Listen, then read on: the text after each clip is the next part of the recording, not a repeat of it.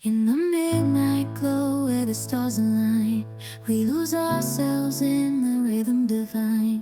Underneath the sky painted with dreams, we're chasing the echoes of silent screams. Caught in So, Beng is here. Dito tayo sa malapit sa airport. Tapos paglabas ng airport, actually, dito makikita yung mga nakahanay na mga different vehicles na pwede nating rentahan dito sa Puerto Princesa. So, dito rin kami kumuha. Good for 7 seaters. So, kiklaim namin siya or pipick upin namin. Binook namin siya for 24 hours. So, puntahan natin. Meron ditong 5 seaters, mga motor, mga van, mga 7 seaters, ganun, different vehicles. So, puntahan natin, nirentahan namin. So, ayun yung airport, labasan ng airport, yan. Tapos, dito sa mga honey nito, yan, mga different vehicles na pwede mong irenta. So, dito kami kay Kuya Brian. Do sabi kasi namin 8 AM. So, wala pa siya. So, antin namin. Ito yung aming nirent na sasakyan. Ayan siya. So, how much siya? Good for 24 hours is worth 2,200. Then, additional pang car wash. More or less 200 din. So, total of 2,400. Good for 24 hours. So, pag kinuha naman siya ng 8 AM, tomorrow at 8 AM, din namin siya i-return.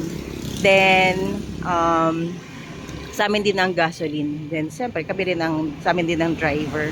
Then, ang process niya is, upon kuha namin, i-video namin yan, yung buong sasakyan, para i-document namin na ito yung actual na itsura niya, pati yung loob, para assurance na pag ni-return namin, wala siyang gasgas or may gasgas man siya, yung old gasgas na yon. So, wala kaming any responsibility na kung ano man yung mga old na issues ng sasakyan. So, ayan, waiting na lang muna kami. So, andito na si Kuya. So, ayan yung aming kukunin. Ito yung mga different may Rush, may Wico, may Mirage, may Velasco, iba't iba.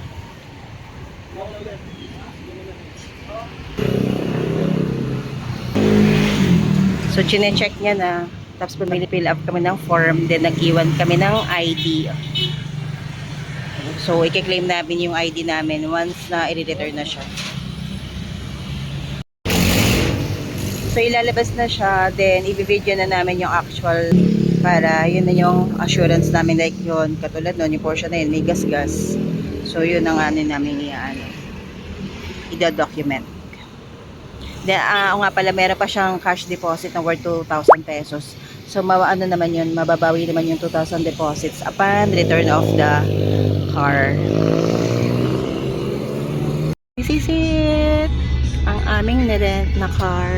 So far, so good naman. Malakas din ang AC niya. And manual. Yan. Susundin na namin yung mga kasama namin. Then, going to Nagtabon Beach. Next stop, dito tayo sa New Market. So, dito na bibili ng ating babaunin at lulutuin. So, tingin tayo. Wow, sarap naman ang fish na yun.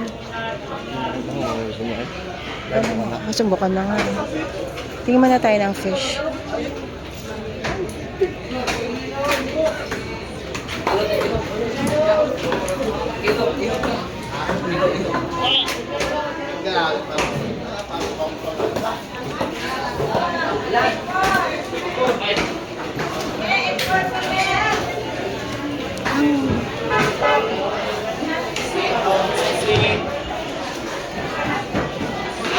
Pili lang sa bago, pili lang.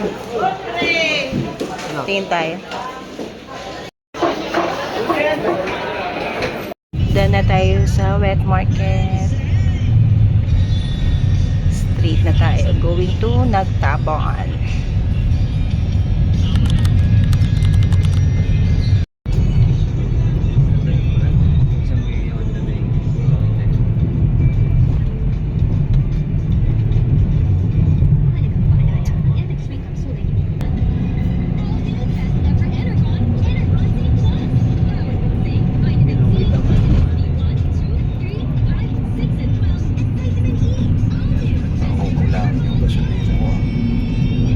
So, ito yung kanto ng papuntang Nagtabon.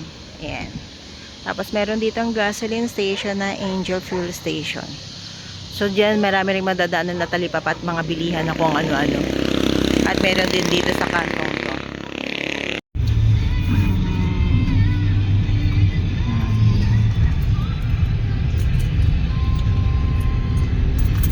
Anong elementary school to? Bakungan. Ito. Okay. Bakungan Elementary School. Daming talipapa. Ang tindahan. Harap. Daming paru-paro. Look at that. Ang daming paru-paro. Ayun o. Breeding season yan. Nakanina ko pa nakikita yan. Daming. Lapit na tayo sa Nagtabon. Kita na natin ang dagat. Ano lang ang charger, di ba? Like, saksaan kaya. Like, Look at that. We are Beach hopping lang here. Hindi namin tao. Nagtabon Beach.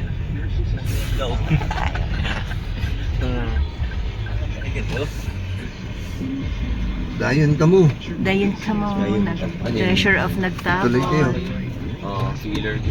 We are here. Konti ko. Solo yata natin Solo natin na. Nice. Tapos na tayo sa reception. Babayad tayo ng entrance and ng cottage. By the way guys, dito walang signal ng any kind of network. So, nature vibe lang talaga. Welcome to Nagtabon. For 7 packs. Ito po kami. Entrance fee, tent, table, beach hut.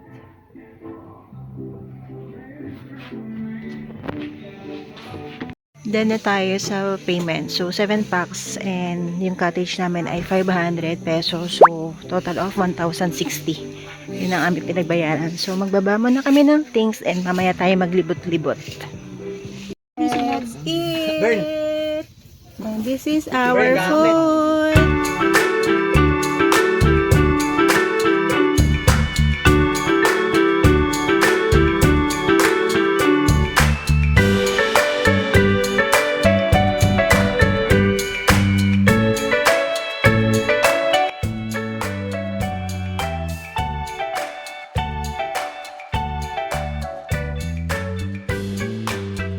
So, ito ang Nagtabon. So, ayan yung kanilang mga cottage. Worth 500 pesos. Tapos, yung mga table-table yun yata yung mga 300. Tapos, may 200 eh, ganun. Tapos, mapuno here. Ayan. And, maganda ang dagat. Low tide pa. Hindi naman siya maputi ang buhangin, pero brownish, light brown. Ganun. Ang lumanay ngayon ng dagat. Walang masyadong alon. Ayan o. Sarap mag-relax. May mga beach bed pero may mga bayad to. Ayan. And of course, my lifeguard. Ayan. Ganda ng dagat.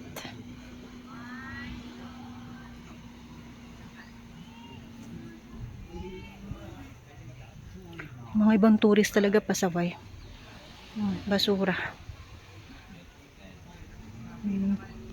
And today is gloomy, so hindi masyadong mainit. That's why hindi masyadong masakit sa balat kahit mag-swimming. Nice. Later kami mag-swimming, mag-chill lang muna. Sulit ang 80 pesos na entrance, 'di ba?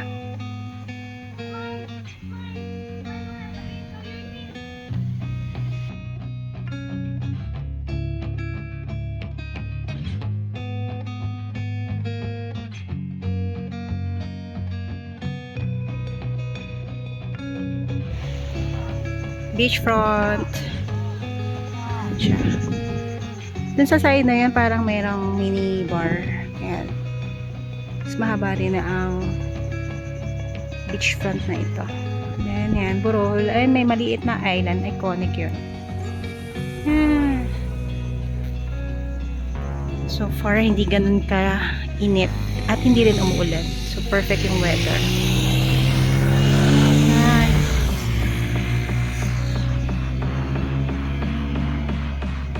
One more look.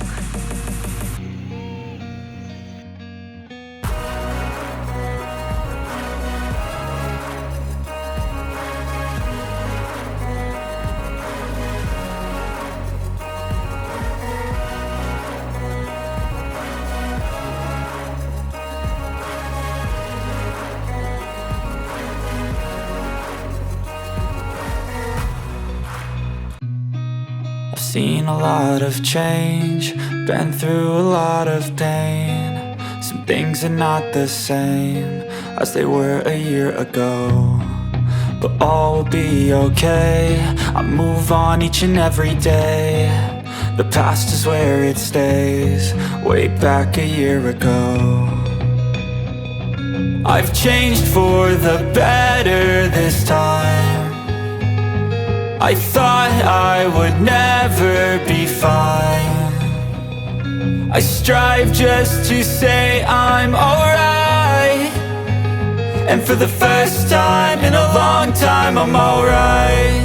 I've seen a lot of change, been through a lot of pain. Some things are not the same as they were a year ago, but all will be okay. I move on each and every day. The past is where it stays, way back a year ago.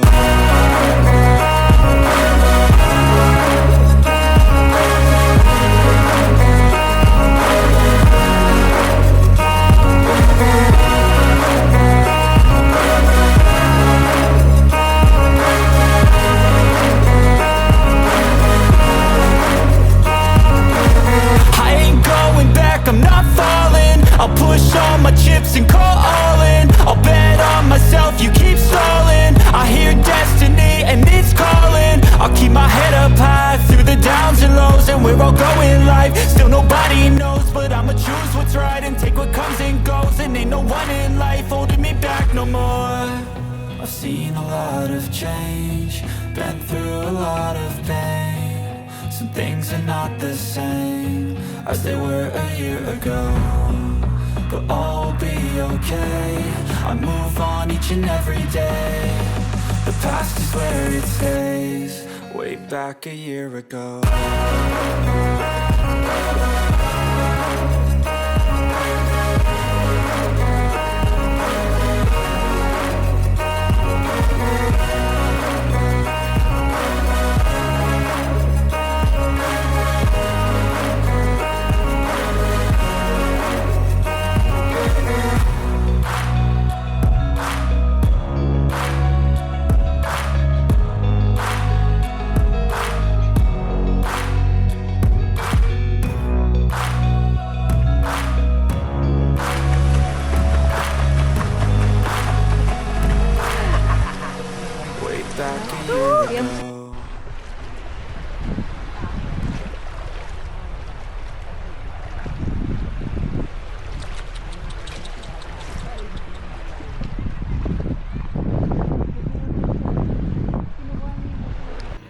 We are here sa view deck sa upper part ng Nagtabon. Ayan.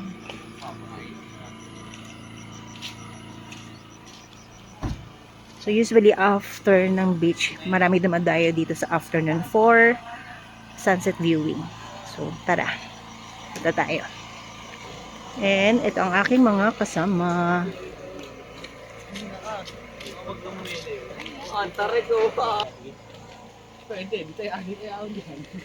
Hey, may entrance fee. 20 pesos per head. 20. Private property kasi to. Oh, pay. Wala ako. Hey, yes. Pay the entrance fee. 20.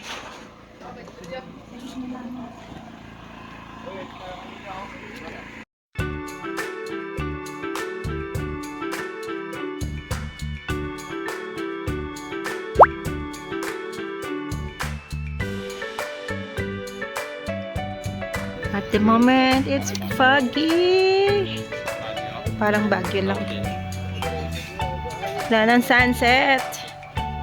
Fog na. Ang kapalit. Oh my God. Oh. Iba rin yung experience ng maulap.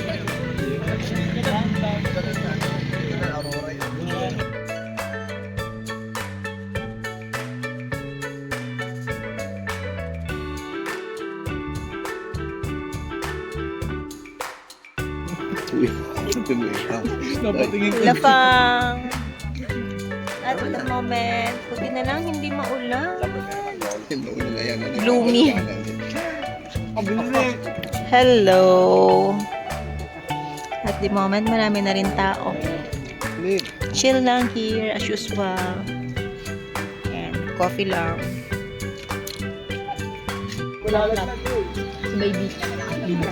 The vibe.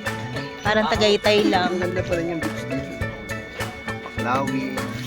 Kung kaya ba sa liman, kawayan. Kaya yung pagpasok natin sa unang tulay yung may pag-anuan. Galing doon sa highway. Malapit na ang ulan. Ayan, pag Hindi ulan. alam mo naman yun, mga pagkawayan. Mabato naman doon. We're done here at it's raining already. Uwi na kami. Inabot na naman lakas na ulan. Hindi pa naman lakas, showery pa lang. Oh my gosh, ayun na. Inabot na. Ayun na. Let's go. Marami pa rin napuntahan kahit medyo maulan. Yan, one more look.